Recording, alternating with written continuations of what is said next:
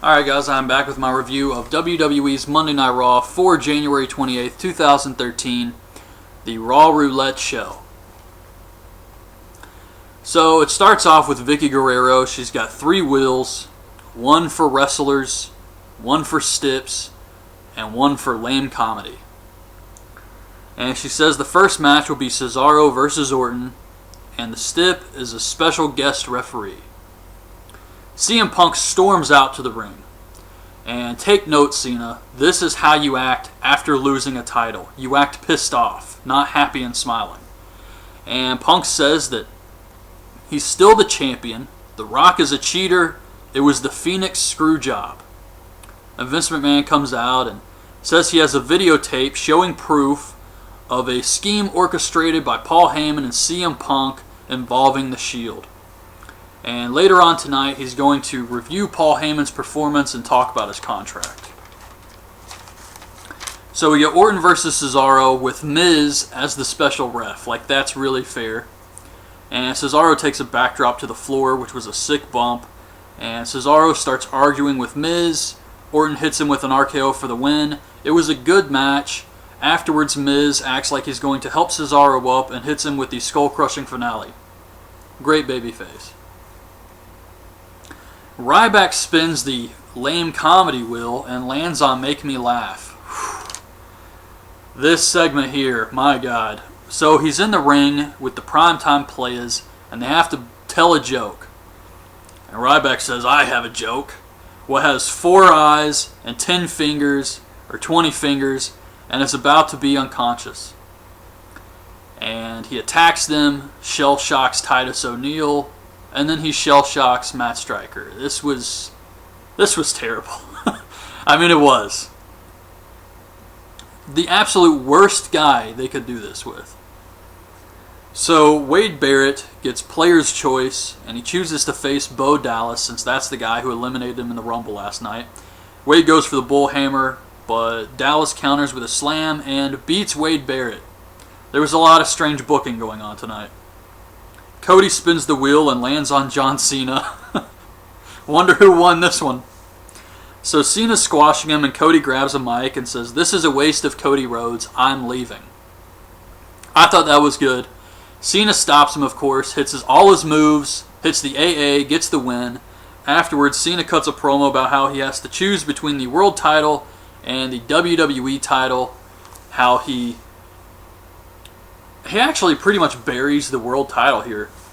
He actually says that the odds are better if he goes for the world title, no matter who holds it. And I was like, wow. And with the WWE title, it's more of a gamble because it's going to be CM Punk, who he's had trouble beating, or The Rock, who he lost to. But despite all that, he decides to go after the WWE title. Big surprise there. And he actually said something else about how that when he was feuding with The Rock was cutting all these great promos, but some nights The Rock couldn't hold his jockstrap. This was not one of those nights. Cena was botching this promo all over the place, but the Shield come out and they attack him. Sheamus runs down to save him. They beat him up. Ryback runs out. They beat him up. And then they triple powerbomb Cena. And I was very happy with this because I was really afraid that after this promo, Cena was going to completely destroy the Shield by himself. And man, he's been on a roll lately. And I know maybe he had kind of a bad year, but still, not really. I mean, every match he lost was because of him getting screwed. The only match he lost clean was to The Rock. And if they're going to push him this hard just because he lost one match to The Rock, that's ridiculous. Oh yeah, and I'm wondering if this whole thing with the Shield, Sheamus, Orton, or maybe not Orton, but Sheamus, Ryback, Cena, something like that, could be an Elimination Chamber match. I don't know for sure, it just kind of felt like that tonight, but yeah, I could see a 3-on-3 type of Elimination Chamber match here. Tensai and Brodus Clay get lingerie pillow fight. So Tensai is depressed about this and leaves, and Brodus gets to spin again and lands on Dance Off. Tensai comes out in a robe. He's wearing lingerie. He thought it was still the pillow fight match. He didn't know it was turned into a dance-off. This was just sad, man. Golly, could you imagine having to go out there like that? That's so embarrassing. I mean, Jesus. I felt bad for the guy. Tensai does his dance, and backstage Farouk is watching and says, "Damn." Oh, what a strange show this was. Del Rio has to face Big Show in a body slam challenge. Big Show just attacks him. Beats the crap out of Ricardo. He knocks out Del Rio and duct tapes him to the rope. And then he just manhandles Ricardo in front of Del Rio. He's ripping his clothes off and just beating the shit out of him. And Del Rio's forced to watch all of this. And it was pretty awesome, actually. So he's beating up Ricardo. And Del Rio's watching, and he picks him up, and he says, "Just let him go." And Big Show acts like he's going to let him go, and then just punches Ricardo in the face. He duct tapes Del Rio some more. So much duct tape, you couldn't even see Del Rio's hand. And then he's just torturing Del Rio, kicking him. And then he punches him in the face, too. I thought this was great. It was kind of disturbing a little bit, but it was so just ridiculous that it was funny. Lumberjills match. Caitlyn versus Tamina. All the divas are dressed as Vegas showgirls. They all start fighting. That's about it. Rock comes out. Says winning the title was the greatest moment of his career. Punk's reign is finally over. And it's the start of a new era. So Punk comes out and yells at the fans about how in 20 years they will call him a genius. They're just too stupid to realize it. And he tells Rock he doesn't deserve the title. He should hand it back to him. And Rock tells Punk to come take it. Punk says he does things on his terms. And the rematch is set for Elimination Chamber. Sheamus versus Sandow in a tables match. Sandow works the injured shoulder, but Sheamus wins after putting Sandow through a table with white noise. It was okay. I like how they actually used the table a lot in this match. Obviously, with a tables match, you can only have one bump through the table. But they still used the tables. They were throwing them at each other. And I don't know. It wasn't that bad. WWE Karaoke with Zack Ryder and Khali. Khali sings Shawn Michaels' entrance music. This was actually pretty funny. 3MB come out. Ryder says Khali is into headbanging. They start fighting. Khali chops Heath Slater. And Hornswoggle hits the tadpole splash on him. Just the usual crazy stuff you're going to get with Khali and Hornswoggle. Chris Jericho comes out and thanks the fans. Gets interrupted by Dolph, AJ, and Big E. Dolph says he doesn't even work here anymore thanks to him. And Big E tells Jericho to leave. Jericho asks if the E stands for his bra size. Talks about his pecs. This was good. And Vicky comes on the screen. Says that she gave Jericho a contract, but if they both win a match, she has to spin the wheel. Lands on strange bedfellows, and it's Jericho and Dolph versus Kane and Daniel Bryan. Kane and Daniel Bryan start arguing. Jericho slaps Kane in the back and then runs off. And Dolph gets in the ring. Kane chokeslams him for the win. That was it.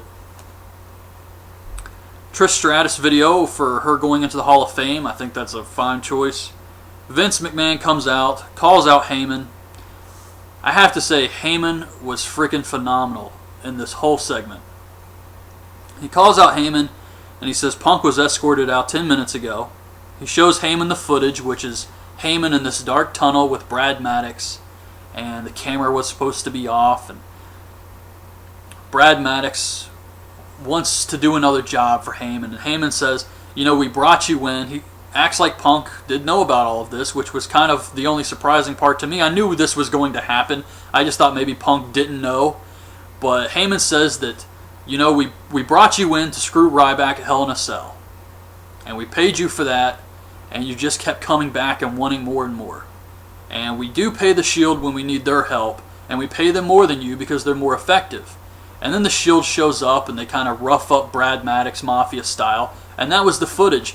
And Heyman's only defense was that it wasn't him in the video, which he actually did a pretty good job trying to get out of by saying Vegas is full of impersonators, and it wasn't him.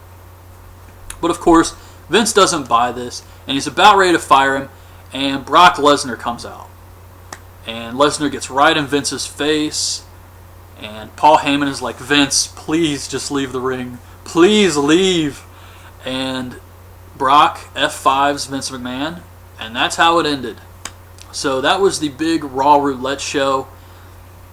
Overall, first of all, the wheels.